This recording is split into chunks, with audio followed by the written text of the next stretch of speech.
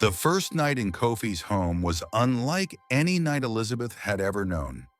It was quiet, not in the way the mansion was quiet, oppressive, cold, and heavy with judgment, but in a gentle, alive way.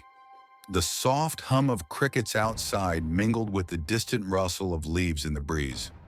The house itself was modest, walls of wood, a few well-worn rugs, and a fire that burned steadily in the hearth, casting warm shadows across the room. There was no grandeur, no silk curtains, no polished floors, no servants attending to every need. Only life, carefully contained in its simplest form. Elizabeth had expected fear, perhaps humiliation, but not this. She was no longer surrounded by gold, but something deeper waited here, something she could not yet name. Kofi did not look at her with pity. He did not frown at her wheelchair or comment on her inability to walk. He simply regarded her with calm attention, as though he were aware of her fear and sadness, but refused to define her by them. "You are safe here," he said again softly. "I will not hurt you."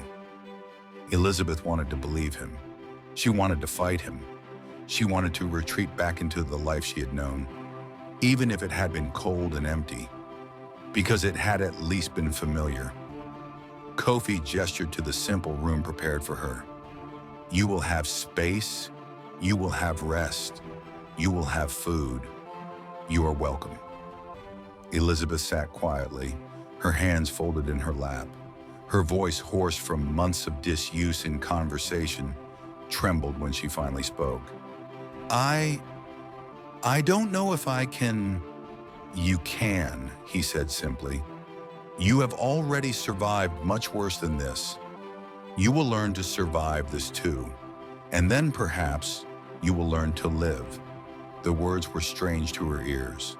They carried no condescension, no expectation, only truth. For days, Kofi did not push.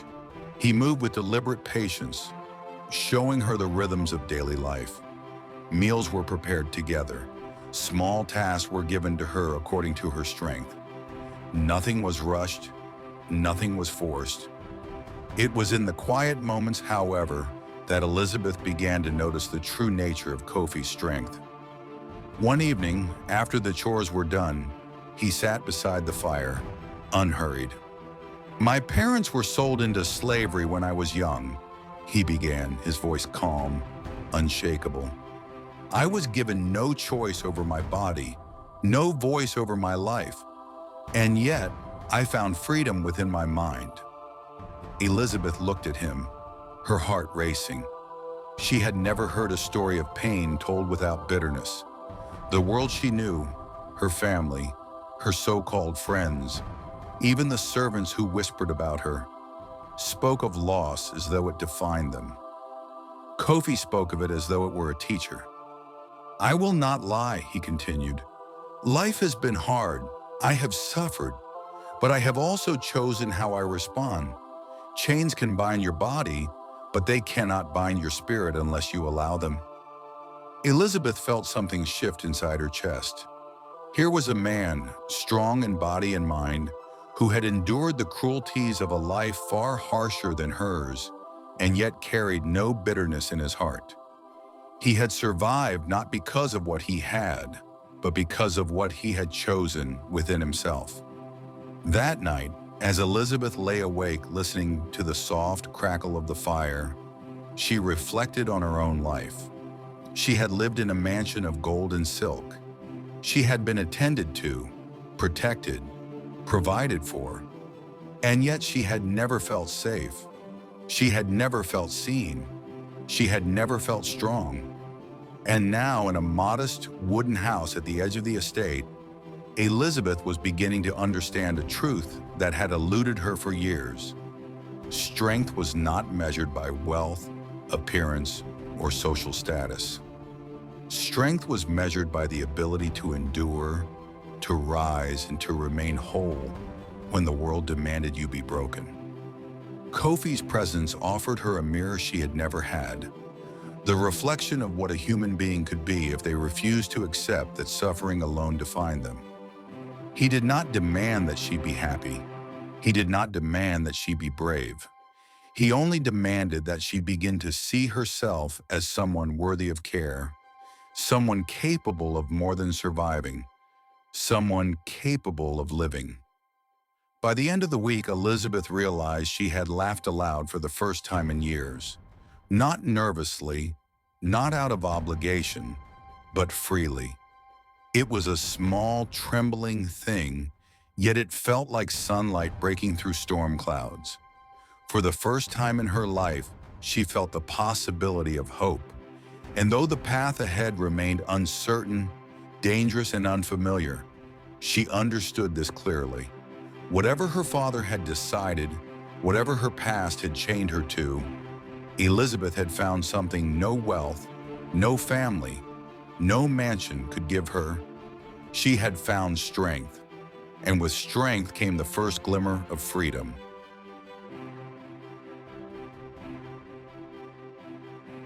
Elizabeth's days began to stretch differently. They were no longer measured by the endless ticking of the clock in the mansion, or by the silenced whispers of siblings who had deemed her worthless. Here, time moved gently, almost imperceptibly, marked by the rising and setting of the sun, by the crackle of the fire, and by the rhythm of shared meals. Each day brought small, deliberate lessons, not in obedience, not in servitude, but in life itself. Kofi guided her with patience she had never experienced. He never forced her to speak before she was ready, never demanded perfection, never insisted that she rise faster than her body or her spirit could carry. Instead, he allowed her to witness competence, courage, and strength in their simplest forms, and slowly, almost imperceptibly, she began to mimic them. The first lesson was in acceptance. Elizabeth learned to let go of the shame that had weighed upon her since childhood, the belief that her worth depended on others' approval, on her ability to meet impossible standards. Kofi never said, "You are enough," though he implied it in every action, every patient gesture. He allowed her space to stumble, to doubt, to rage, and to cry. In his steadiness, she discovered that mistakes did not define her. Pain did not define her. Failure did not define her. The second lesson was in choice.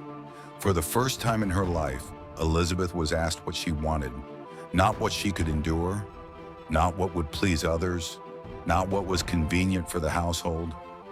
"What do you want?" Kofi would ask, his gaze steady. "What makes you feel alive?" At first, she could not answer. The question felt alien. Her entire life had been dictated, scheduled, polished into submission. Desires had been dismissed, hopes ridiculed, and feelings ignored.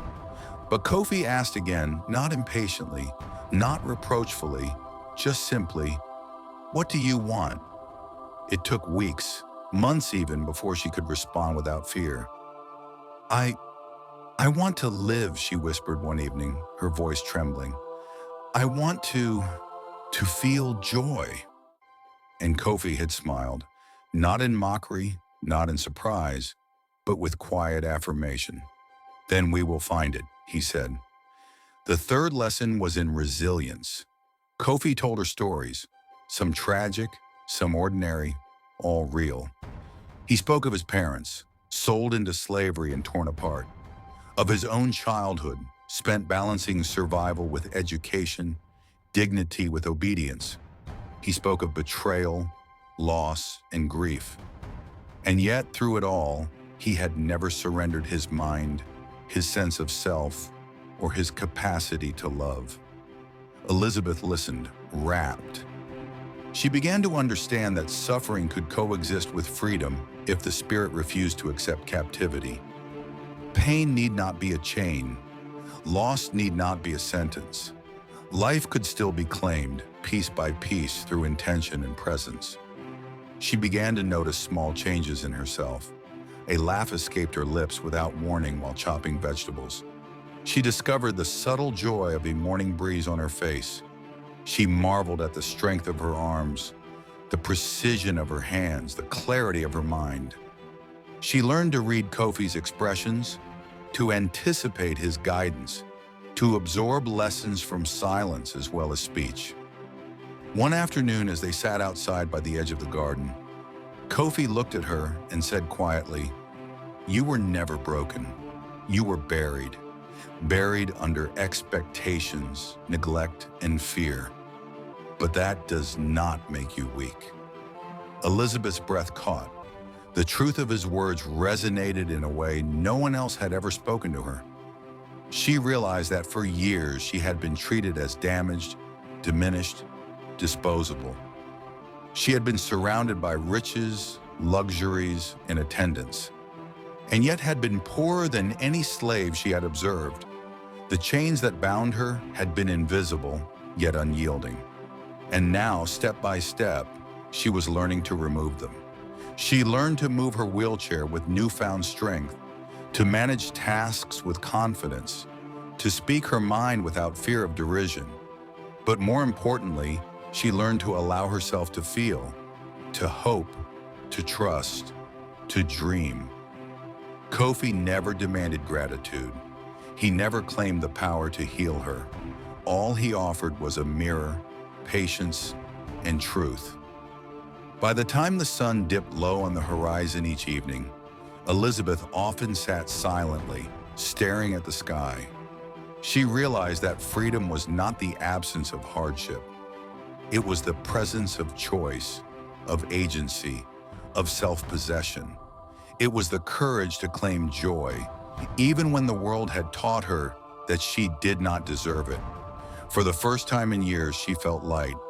Not entirely, not yet fully, but enough to hope that the rest of her life might be hers to shape. And she understood something else, quietly but profoundly. The luxury she had once believed was life had been nothing but gilded emptiness. The true wealth she had been searching for was inside her, and, strangely, beside her, in the form of a man who had never owned her, yet had given her the only thing more valuable than life.